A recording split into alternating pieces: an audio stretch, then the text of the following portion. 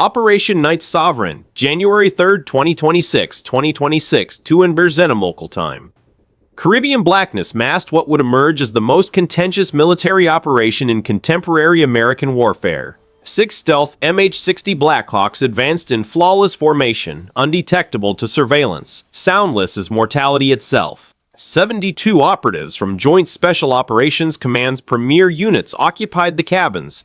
Delta Force, SEAL Team 6, and CIA Special Activities Division paramount operators. These weren't ordinary soldiers. They represented the apex predators of contemporary combat. Their objective was extraordinary: extract Nicolás Maduro, Venezuelan president and commander of what U.S. intelligence had classified as the Western Hemisphere's most extensive narcotics syndicate. This wasn't conventional engagement. This was a leadership elimination operation against an entire criminal network masquerading as a sovereign state. The intelligence precipitating this moment originated 2 years prior. During November 2023, a senior Venezuelan military official entered the U.S. Embassy in Bogotá, Colombia. He transported something remarkable: comprehensive access credentials to Venezuela's military communication infrastructure and exhaustive architectural blueprints of 7 presidential secure locations. His identity remains undisclosed. His reasoning was straightforward. His daughter had perished from tainted cocaine in Miami, cocaine originating in facilities safeguarded by Maduro's administration. The official sought vengeance and willingly provided America everything to achieve it. Throughout the subsequent 18 months, CIA operatives collaborated with this source to construct an exceptional intelligence framework. Every maneuver Maduro executed was monitored. Every protected facility was charted. Every security measure was recorded. By October 2025, the intelligence apparatus possessed something exceptional: Maduro's genetic profile, his health documentation, instantaneous access to his protection details transmissions, and geographical positioning for his present whereabouts refreshed every 30 minutes. The mission could advance. Have administrations ever transformed into the very syndicates they're meant to combat? Share your perspectives below. President Trump's approval arrived on November 18, 2026 during a classified presentation at Camp David. The Joint Chiefs submitted 3 alternatives. Option 1, surgical drone elimination.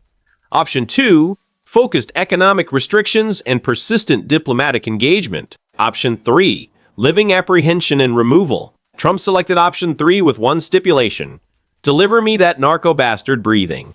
I demand him in an American tribunal. The operational preparation that ensued was remarkable in its intricacy. JSOC established a classified staging facility on a U.S. Navy amphibious warfare vessel positioned 120 nautical miles offshore Venezuelan territory. From this maritime stronghold, strategists examined every component of the undertaking. The obstacle was formidable. Maduro maintained 6 alternating compounds throughout Venezuela, relocating every 48 to 72 hours. His protection contingent exceeded 400 individuals, a combination of Venezuelan elite forces, human intelligence consultants, and contracted Russian contractors from the Wagner organization. He transported in fortified motorcades. He employed decoys. He confided in virtually nobody. Yet intelligence had uncovered something vital: Maduro's hubris. Notwithstanding all his protective protocols, intercepted transmissions demonstrated he felt invulnerable. The Americans talk aggressively but accomplish nothing. He informed his intimate associates in a telephone conversation on November 25, 2026. They will never attempt.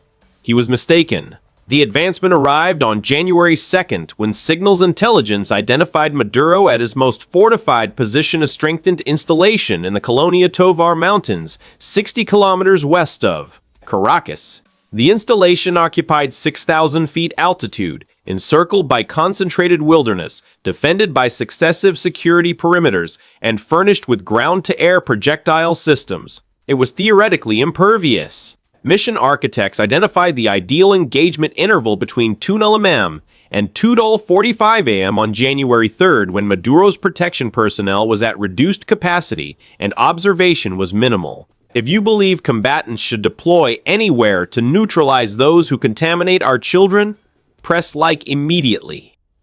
The operation initiated at 10:00 p.m. on January 2nd. From the amphibious warfare vessel, 6 MH-60 Blackhawks departed, transporting the assault element. Concurrently, two MC-130J Commando 2 aircraft launched from a classified aviation facility transporting psychological warfare teams and airborne command oversight. B-2 Spirit stealth bombers equipped with precision-directed ordnance circled at elevated altitude. F-22 Raptors established aerial dominance over the objective zone. But the authentic operation had commenced hours previously. At 5 p.m. on January 2nd, CIA cyber warfare teams initiated digital bombardment, a synchronized offensive on Venezuela's military communications architecture. Employing zero-day vulnerabilities developed exclusively for this mission, they penetrated networks throughout the nation. Venezuelan commanders abruptly discovered their protected communications compromised. Surveillance systems displayed spurious contacts. Air defense installations reported phantom dangers. The disorder was deliberate and methodical. At 8 p.m. on January 2nd, a sequence of incidents transpired across Venezuela. A principal electrical transformer detonated in Caracas, severing electricity to military coordination facilities. A conflagration erupted at the primary telecommunications center in Maracay. A petroleum storage depot near Barquisimeto combusted in flames following what authorities would subsequently term maintenance malfunction. By midnight, Venezuela's military was extinguishing fires rather than preparing for conflict. Meanwhile, the helicopters approached at surface level, employing sophisticated terrain tracking surveillance to traverse through mountainous corridors. Aviators operated with night observation equipment. Their control steadied despite traveling 180 miles per hour, merely 50 feet above the Caribbean. 12:30 a.m., the assault element crossed into Venezuelan airspace. Venezuelan aerial defense detected nothing. Their surveillance displayed unobstructed atmosphere. Their communication channels were dormant. The most advanced electronic countermeasure array ever implemented rendered the helicopters imperceptible to every detector Venezuela controlled.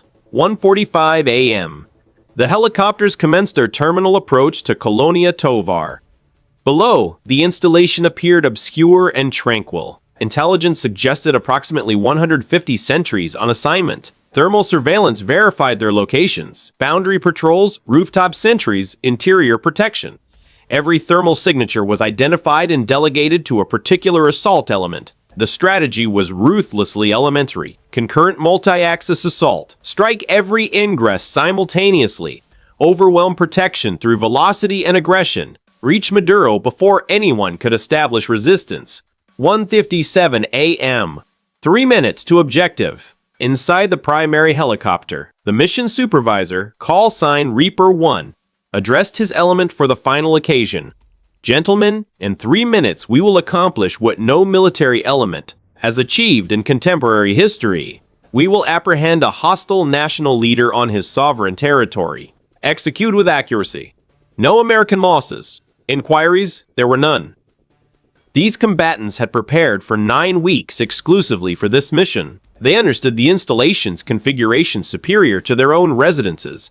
They understood every contingency, every alternative strategy, every termination protocol. 2 a.m. Operation Night Sovereign commenced. The initial helicopter didn't descend. It hovered 15 feet above the installation's principal courtyard while operatives fast roped downward in absolute darkness. 12 individuals contacted the surface in 8 seconds.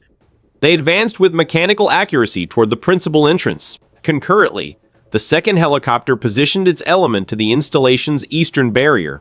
Explosive devices created a 6-foot opening. Stun grenades followed, then the operatives. The third and fourth helicopters assaulted the northern and southern boundaries. Sentries perished before they could elevate their armaments. Transmissions were suppressed. Withdrawal passages were obstructed. The Venezuelan protection elements never possessed opportunity. Should foreign administrators who operate narcotic empires confront American adjudication? Comment why or no. The assault was a demonstration in confined space combat. Elements maneuvered through the installation in partnerships, flowing through passages like liquid. Every corner was sanitized. Every chamber was controlled. The suppressed discharge was nearly inaudible, just mechanical clicks, and the resonance of brass shells contacting marble surfaces. Venezuelan sentries attempted to establish opposition at the installation's coordination facility. 8 individuals fortified themselves behind strengthened entrances, vocalizing into radios that nobody could perceive. Delta operatives responded with accurate breaching devices that propelled the entrances inward without producing structural failure. The defenders inside were deceased before the vapor dissipated. 2006 a.m. 6 minutes into the assault, the installation's principal dwelling was penetrated. Intelligence had suggested Maduro's sleeping quarters was on the second level, eastern section. The assault element reached it in 90 seconds. 2 Cuban consultants protected the entrance. Both reached for their armaments. Both expired. The sleeping quarters entrance was strengthened steel camouflaged as hardwood. Penetrating it necessitated a configured device explicitly engineered to sever through hardened obstacles. The detonation was accurate. The entrance disintegrated while the surrounding framework remained undamaged. Sun grenades followed, then the operatives. The sleeping quarters was vacant. Reaper 1 to all components. Primary, not in anticipated position. Commence search protocol.